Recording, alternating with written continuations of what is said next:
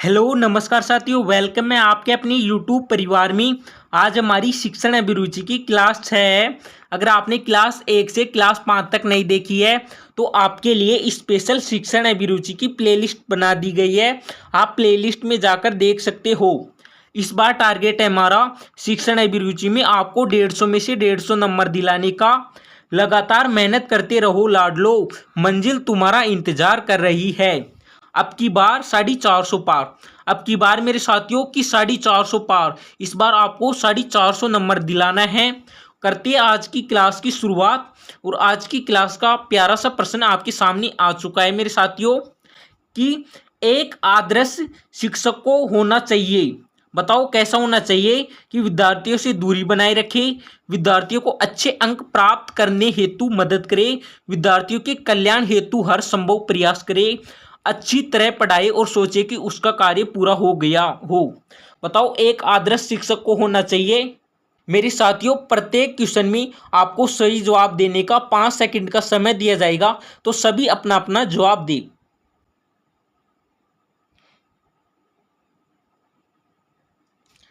बिल्कुल सभी का सी जवाब आ रहा है कि विद्यार्थियों के कल्याण हेतु हर संभव प्रयास करें। अगला क्वेश्चन है मेरे साथियों, एक अध्यापक को बच्चों के सृजनात्मक विकास के लिए देखना है ज्ञान, हस्तकला, स्मृति, कल्पना शक्ति। बताओ एक अध्यापक को बच्चों के सृजनात्मक विकास के लिए क्या देखना जरूरी है? वो है मेरे साथियों कल्पना शक्ति। सभी के सभी ऑप्शन डी नंबर को लॉक करें।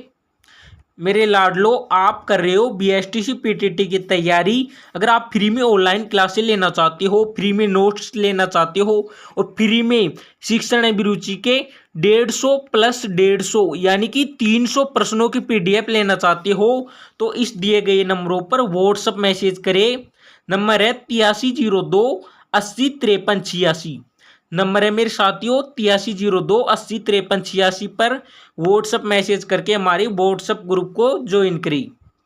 अगला क्वेश्चन है मेरे साथियों कि एक अध्यापक के लिए सबसे अधिक महत्वपूर्ण गुण है अनुशासन, अच्छी आवाज, अच्छा स्वभाव, स्वयं के विषय पर प्रभाव।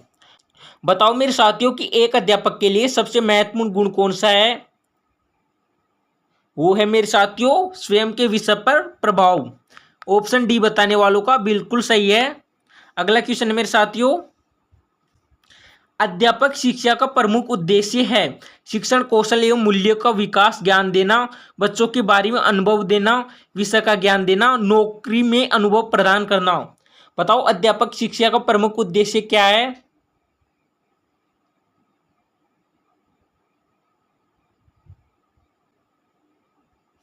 सभी का बिल्कुल सही जवाब आ रहा है ऑप्शन ए।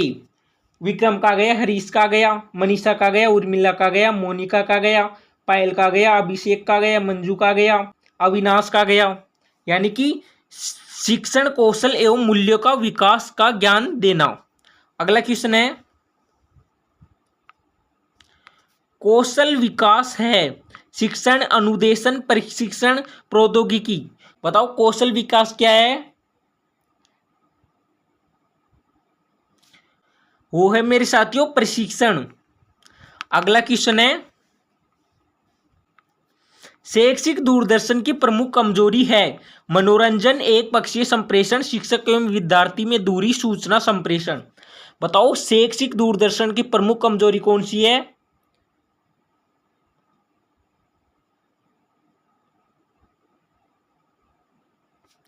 बिल्कुल सभी का सही जवाब आ रहा है ऑप्शन बी, यानी कि एक पक्षीय संप्रेषण। अगला क्वेश्चन है, अध्यापक विद्यार्थियों की भागीरता को बढ़ावा देता है अनुदेशन द्वारा, सदृष्टिकरण, व्याख्यान द्वारा, निर्देशन। बताओ अध्यापक विद्यार्थियों की भागीरता को किस प्रकार बढ़ावा देता है? वो देता है मेरे साथियों सदृष्टिकरण द्वारा। अगला क्वेश्चन है, भारत में दूरस्थ शिक्षा माध्यम से अध्यापक शिक्षा का मानदंड निर्धारित करने की सर्वोच्च संस्था है एनसीटीआई, इग्नू, यूजीसी, एनएससीईआरटीएस। बताओ इनमें से कौन सी दूरस्थ शिक्षा माध्यम से अध्यापक शिक्षा का मानदंड निर्धारित करने की सर्वोच्च संस्था है? वो है मेरे साथियों एनसीटीई। अगला क्वेश्चन है,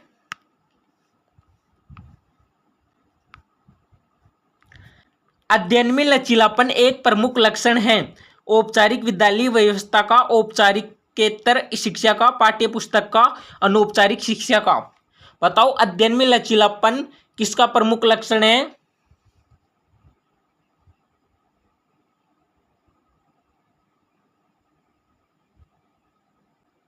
सभी का सही जवाब आ गया ऑप्शन डी, यानी कि अनौपचारिक शिक्षा का। अगला क्वेश्चन है मेरे साथियों, विद्यालय शिक्षा के व्यवसायीकरण का अर्थ है रोजगार परक शिक्षा, व्यवसायिक अनुभव प्रदान करना, पेशे शिक्षा, प्रौद्योगिकी शिक्षा। बताओ विद्यालय शिक्षा के व्यवसायीकरण का अर्थ क्या है? वो है मेरे साथियों प्रौद्योगिकी शिक्षा। मेरे लाडलो एक बार सभी क्लास को शेयर कर दो और जल्द से जल्द लाइव की संख्या 100+ लेके जाओ, 100+। क्वेश्चन है कि दूरस्थ शिक्षा एवं पारंपरिक शिक्षा माध्यम जिस बिंदु पर भेद नहीं होते वो है शिक्षण संस्थाओं के संजाल, कक्षा का व्याख्यान, छात्र सहायता सेवाएं, सभी का प्रवेश। बताओ दूरस्थ शिक्षा एवं पारंपरिक शिक्षा माध्यम जिस बिंदु पर भेद नहीं होता है वो कौन सा है? वो है मेरे साथियों छात्र सहायता सेवाएं। अगला क्वेश्चन है, जनतांत्रिक शिक्षण में निर्णय लेने का उपागम है विशेषज्ञों का परामर्श, विद्यार्थियों एवं अनुभवी शिक्षकों में अंतःक्रिया, विद्यार्थियों की मुक्त इच्छा से, शिक्षकों की सलाह से। बताओ इसमें सही जवाब क्या होगा?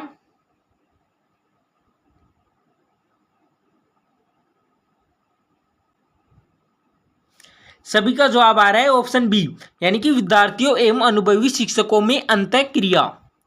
अगला क्वेश्चन है, विद्यार्थियों की आवश्यकताओं पर आधारित पाठ्यक्रम कहलाते हैं हस्तकला केंद्रित, अनुभव आधारित, गतिविधि आधारित, बाल केंद्रित। बताओ विद्यार्थियों की आवश्यकता पर आधारित पाठ्यक्रम कहलाते हैं, क्या कहलाते हैं मेरे साथियों?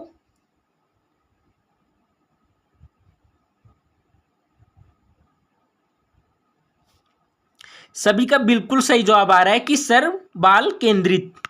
अगला क्वेश्चन है, एक सफल अध्यापक का मापदंड नहीं है सहभागिता, कठोर अनुशासन, चयनित कुछ छात्रों से अंतःक्रिया, मोजियाना मनोरंजक। बताओ एक सफल अध्यापक का मापदंड कौन सा नहीं है?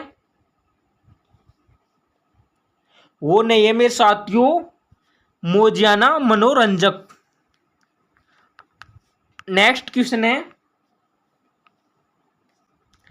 निबंधात्मक परीक्षण एवं वस्तुनिष्ठ परीक्षण में समानता है उपलब्धि परीक्षण करना, गणना पद्धति में, व्यवहारिकता उपयोगिता में, वस्तुनिष्ठता में।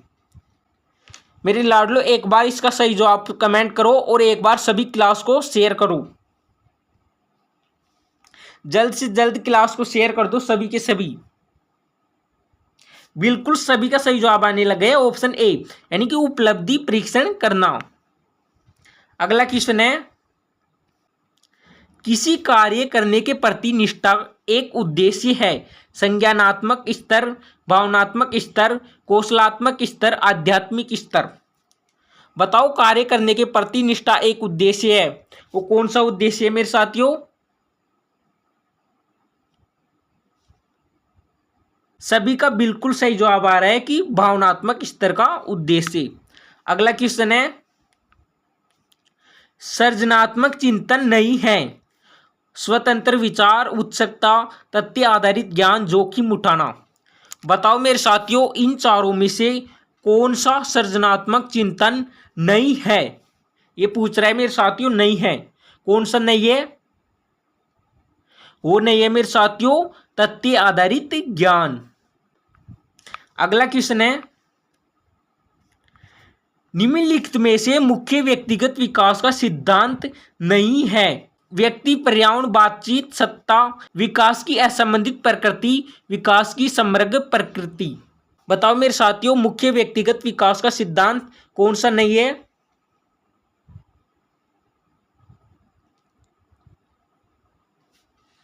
सभी का बिल्कुल सही जवाब आ रहा है ऑप्शन ए, यानी कि व्यक्ति पर्यावरण बातचीत।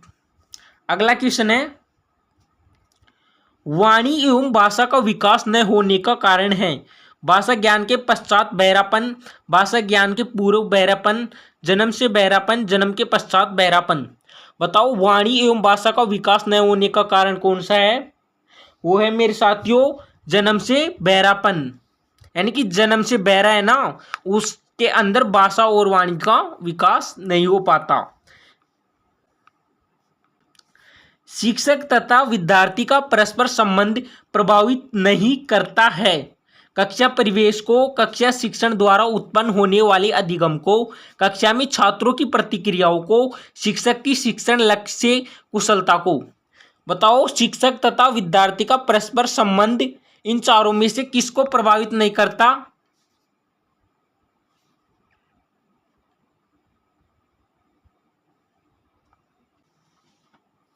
सभी का बिल्कुल सही जवाब आ रहा है ऑप्शन सी।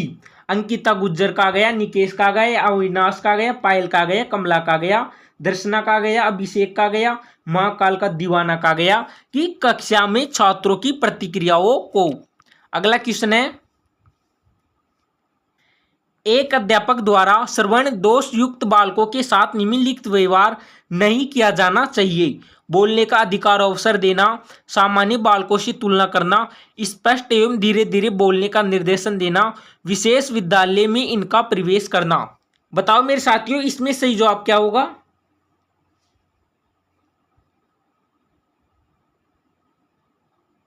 सभी का बिल्कुल सही जवाब आ रहा है कि सर बी, ऑप्शन बी, यानी कि सामान्य बालकों से तुलना करना।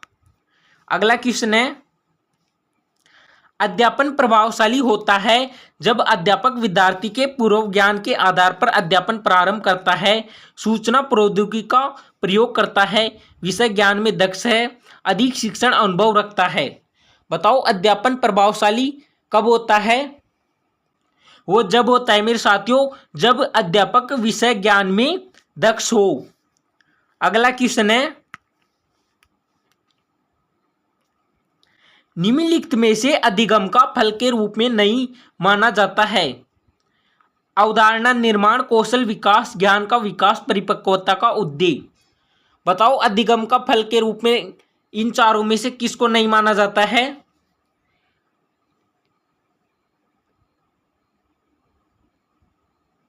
सभी का बिल्कुल सही जवाब आने लगे ऑप्शन ए, यानी कि अवधारणा निर्माण। अगला क्वेश्चन है, निम्नलिखित प्रभावशाली शिक्षण का एक प्रमुख कारक है स्पष्ट एवं यथातथ्य संप्रेषण, नियमित शिक्षण, कक्षा अनुशासन, विद्यार्थियों की तैयारी। बताओ प्रभावशाली शिक्षण का एक प्रमुख कारक कौन सा है? वो है मेरे साथियों स्पष्ट एवं यथातथ्य संप्रेषण। अगला क्वेश्चन है मेरे साथियों, क्वेश्चन है कि एक अध्यापक के समक्ष सर्वाधिक महत्वपूर्ण चुनौती कौन सी है?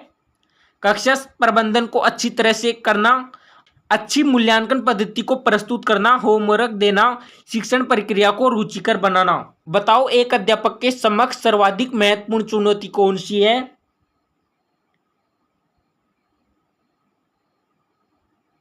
सभी का बिल्कुल सही जवाब आ रहा है कि सर ऑप्शन डी, यानी कि शिक्षण प्रक्रिया को रुचिकर बनाना।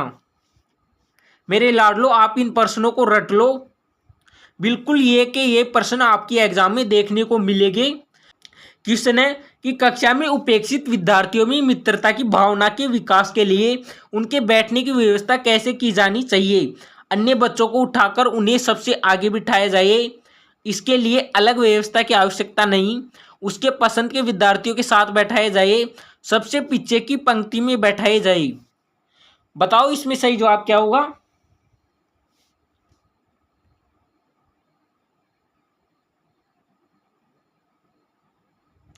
बिल्कुल सभी का सही जवाब आ रहा है ऑप्शन बी, यानी कि इसके लिए अलग व्यवस्था की आवश्यकता नहीं है। अगला क्वेश्चन है मेरे साथियों, भले बुरे को पहचानने हेतु छात्रों को दोनों के आधिकारिक उदाहरण देंगे, दोनों के लाभ बताएंगे, समय समय पर भाषण व गोष्ठियां करवाएंगे, इनको पहचानने हेतु पर्याप्त अभ्यास करवाएंगे। बताओ मेरे साथियों, भले बुरे को पहचानने हेतु छात्रों को इन चारों में से क्या करवाएंगे?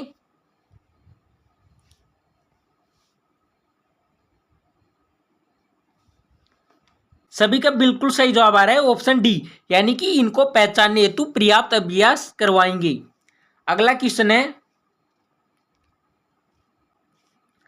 यदि कोई छात्र आपका कहना नहीं मानता तो आप क्या करेंगे? उसे शारीरिक दंड देंगे, उस पर आर्थिक दंड करेंगे, कहना न मानने का कारण जानकर उसे उचित परामर्श देंगे, उसे यूं ही छोड़ देंगे। बताओ मेरे भावी शिक्षकों, कोई छात्र आपका कहना नहीं मानता तो आप क्या करेंगे?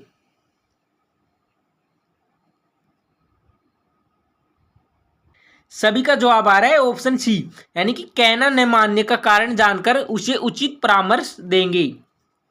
अगला क्वेश्चन है, यदि कोई छात्र आपसे सिफारिश करना चाहता है तो आप उसके कार्य की प्रवृत्ति देखकर उसकी योग्यता अनुसार सहायता करेंगे, उसे कम नंबर देंगे क्योंकि उसने सिफारिश की है, उसे सबके सामने लज्जित करेंगे, ध्यान नहीं देंगे। बताओ मेरे साथियों, कोई छात्र मेरी सिफारिश करना चाहता है तो इन चारों में से मुझे क्या करना चाहिए?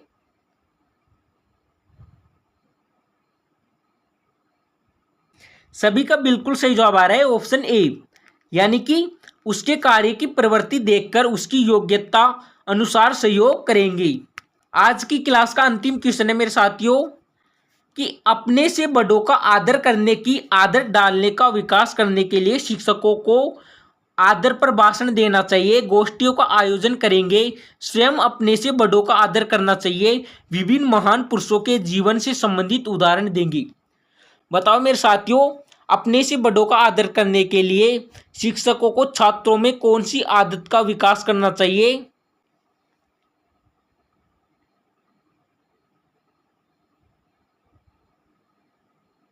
सभी का बिल्कुल सही जवाब आ गया ऑप्शन सी, यानी कि स्वयं अपने से बड़ों का आदर करना चाहिए। मेरे लाडलो, अगर आज की क्लास आपको अच्छी लगी है तो लाइक करें, चैनल पर पहली बार है तो सब्सक्राइबर करें। मिलते हैं अगली क्लास में, तब तक के लिए जय हिंद जय भारत।